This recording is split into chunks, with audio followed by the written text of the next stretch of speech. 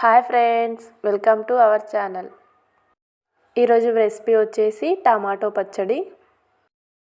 ఈ టమాటో పచ్చడి టిఫిన్స్లోకి అలాగే వేడివేడి అన్నంలోకి చాలా అంటే చాలా బాగుంటుంది. టమాటో అలాగే మిర్చి కాంబినేషన్లో చేసే ఈ పచ్చడి నోటికి పుల్లపుల్లగా అలాగే కారంగా చాలా బాగుంటుంది. ఈ టమాటో పచ్చడి చేయడానికి ముందుగా ఒక 5 వరకు మీడియం సైజు టమాటాలు అలాగే ఒక 15 నుండి 20 వరకు పచ్చిమిర్చి తీసుకోవాలి. ఇప్పుడు స్టవ్ ఆన్ చేసి ఒక కడాయి పెట్టుకొని ఇప్పుడు ఇందులో ఒక టేబుల్ స్పూన్ వరకు ఆయిల్ వేసుకోవాలి. ఆయిల్ కొద్దిగా వేడెక్కాక ఇందులో ఒక పావు కప్పు వరకు పల్లీలు వేసుకోవాలి.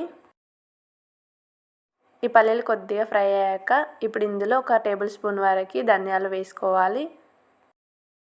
ఇప్పుడు ఈ రెండింటిని కొద్దిగా పచ్చివాసన పోయే వరకు ఫ్రై చేసుకోవాలి. ఈ పచ్చడిలో ధనియాలు వేసుకోవడం వలన మరింత టేస్టీగా ఉంటుంది. ఇప్పుడు ఇందులో పచ్చిమిర్చి వేసుకోవాలి. ఇప్పుడు స్టవ్లో ఫ్లేమ్లో పెట్టుకొని పచ్చిమిర్చిని కొద్దిగా కలర్ చేంజ్ అయ్యే వరకు ఫ్రై చేసుకోవాలి. ఈ పచ్చిమిర్చి బాగా ఫ్రై అయ్యాక స్టవ్ ఆఫ్ చేసి పక్కన పెట్టుకోవాలి. ఇప్పుడు కాస్త చల్లారాక ఒక మిక్సీ జార్లో వేసుకొని గ్రైండ్ చేసుకోవాలి. ఇప్పుడు ఇదే కడాయిలో మనం ముందుగా కట్ చేసి పక్కన పెట్టుకున్న టమాటోలను వేసుకోవాలి.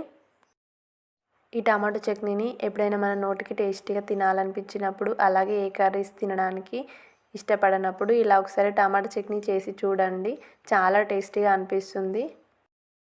ఈ టమాటోని స్టవ్లో ఫ్లేమ్లో పెట్టుకొని ఒక 5 మినిట్స్ వరకు ఉడికించుకోవాలి. ఇప్పుడు ఇందులో ఒక 10 వరకు వెల్లుల్లి రెబ్బలు వేసుకోవాలి. ఈ టమాటోలోని వాటర్ అంతా పోయే వరకు ఉడికించుకోవాలి. ఈ టమాటోను మనం మరీ పేస్ట్లా ఉడికించుకోవాల్సిన అవసరం లేదు. ఇప్పుడు ఇందులో సన్నగా కట్ చేసి పెట్టుకున్న కొత్తిమీరను వేసుకోవాలి. ఈ టమాటా పచ్చడిలో మనం కొత్తిమీర ఎక్కువగా వేసుకోవడం వలన టేస్ట్ అయితే చాలా బాగుంటుంది. ఈ టమాటా పచ్చడిలో మనం ఒక నిమ్మకాయ సైజు చింతపండు వేసుకోవాలి.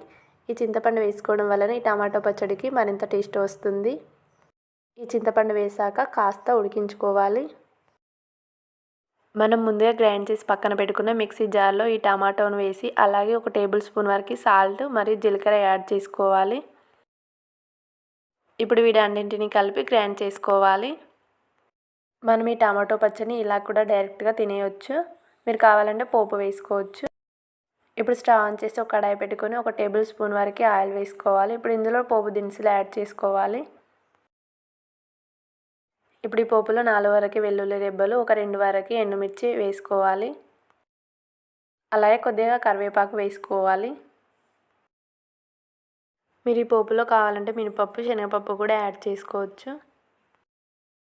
ఈ పోపుని మనం ముందుగా గ్రైండ్ చేసి పక్కన పెట్టుకున్న టమాటో పేస్ట్లో వేసుకోవాలి. అంతే అండి, ఎంతో టేస్టీగా అలాగే చాలా సింపుల్గా చేసి ఈ టమాటో పచ్చడి రెడీ అయిపోయింది. ఈ టమాటో పచ్చడిని మనం అన్నంలో కానీ ఏదైనా టిఫిన్స్లో కానీ తినొచ్చు, చాలా టేస్టీగా ఉంటుంది. సో మీరు కూడా ఇంట్లో ఒకసారి తప్పకుండా ట్రై చేయండి.